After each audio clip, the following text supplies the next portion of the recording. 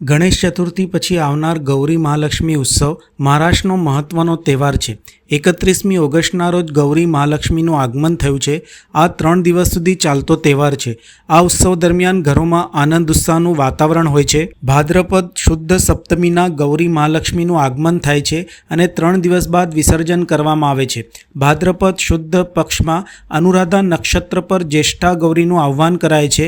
જ્યેષ્ઠા નક્ષત્રમાં તેમનું પૂજન કરી મૂળ નક્ષત્ર પર વિસર્જન કરાય છે। રવિવારે ગૌરી આવાહન, 1 સપ્ટેમ્બરના રોજ ગૌરી પૂજન અને મંગળવાર 2 સપ્ટેમ્બરે ગૌરી વિસર્જન કરાયું હતું। માહેરવાશીન એટલે કે પિયરમાં આવેલ મહાલક્ષ્મી તથા ગૌરાઈ અનેક મહારાષ્ટ્રીયન ઘરોમાં પેઢીથી સ્થાપના કરવામાં આવે છે। કેટલાક ઘરોમાં માનતાથી તો કેટલાક ઘરોમાં શ્રદ્ધાથી ગૌરાઈ બેસાડવામાં આવે છે। સ્થળ અનુસાર ગૌરીની પૂજા પદ્ધતિ અને પરંપરા અલગ અલગ જોવા મળે છે।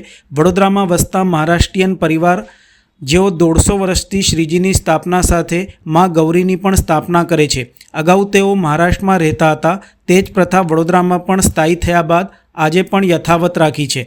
માં ગૌરીના પ્રસાદ નિમિત્તે પૂરણપોળી તથા મીઠી વાનગી બનાવવામાં આવે છે। શ્રીજીના વિસર્જન સાથે જ માં ગૌરીનું પણ વિસર્જન કરાય છે।